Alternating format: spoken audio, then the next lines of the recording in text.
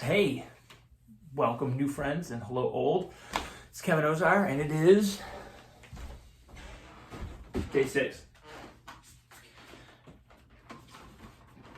And I'm happy you're here with me. Imagine putting on my cardigan and switching my shoes.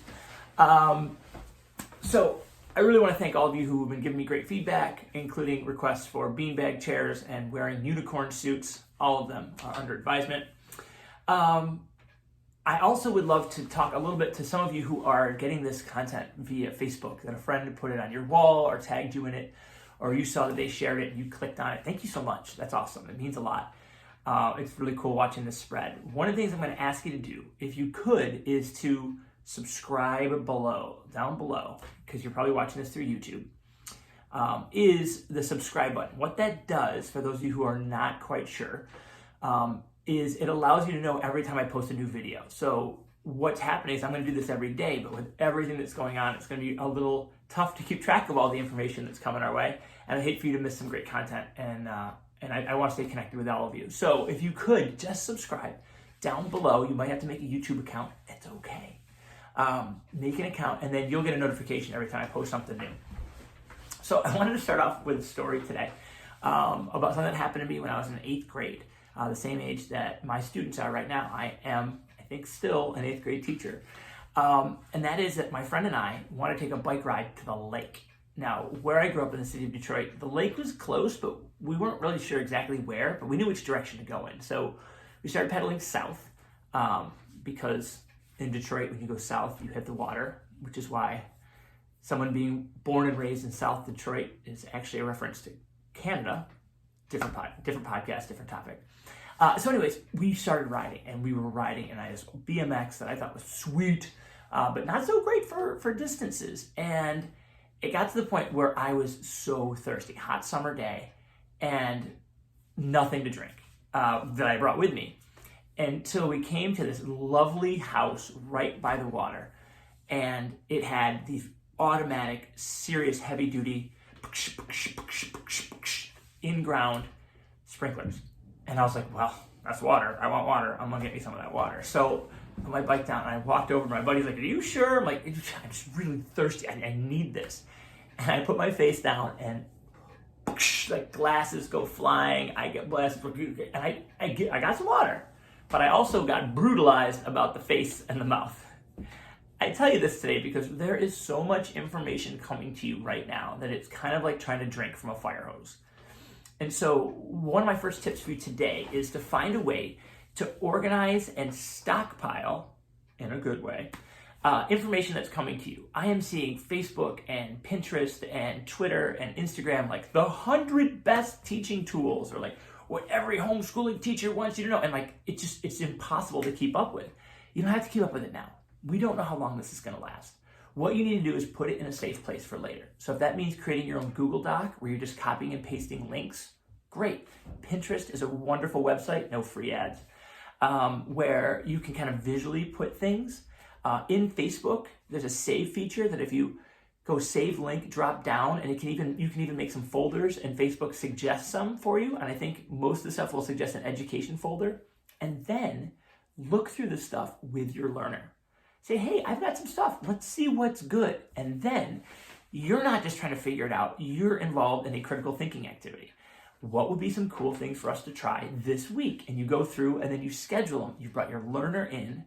You're having that great time. And you're not overwhelmed that you're going to miss it all. I am pretty excited to see what education is going to look like after this, because the amount of sharing and flattening of information, it's just being spread out. Entire school districts putting their curriculums online in 10 languages. Like, yeah, we should have been doing this a long time ago.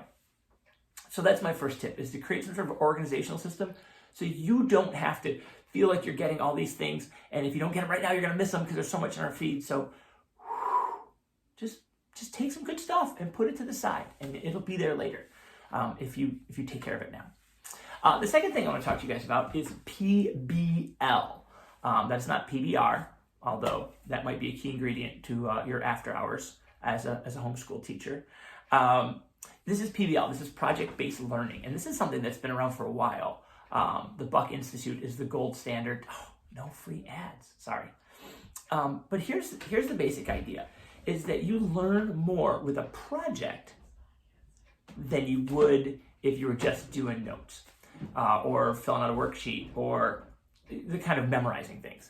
And so every project has a driving question, a big non-Googleable question that helps you frame what you want to learn.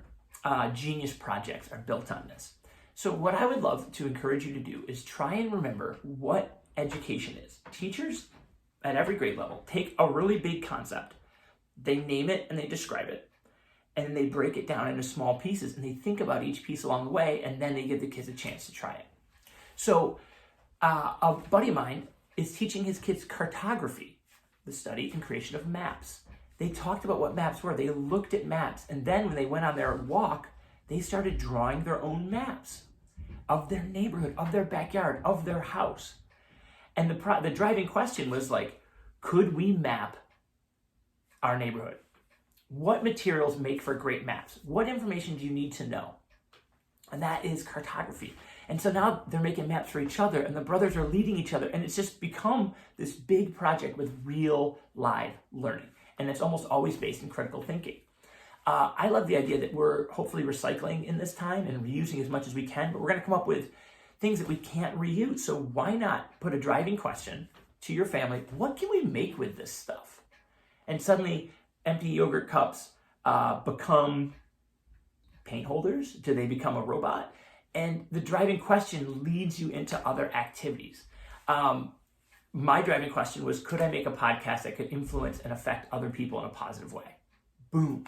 A buddy of mine started something that he's reading a story every night because he wanted to, how can I keep in touch with all the students who usually come to my media center?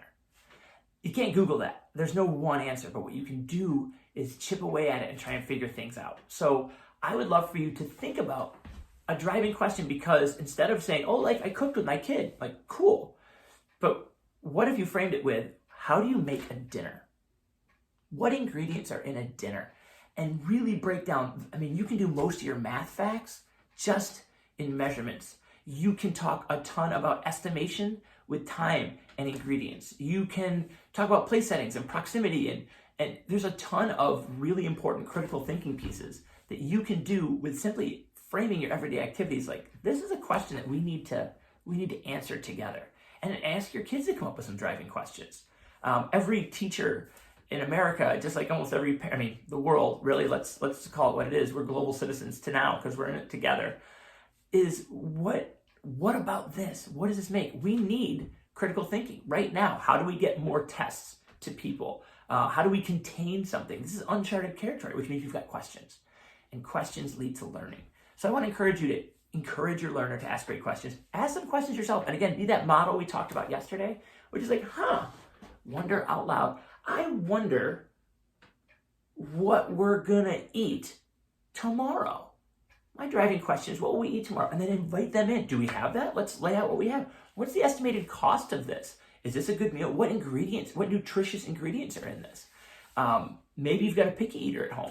And maybe the driving question is, what new things are you gonna try now that our resources are a little limited and we have to be really practical? Can't Google that, but you can learn from it.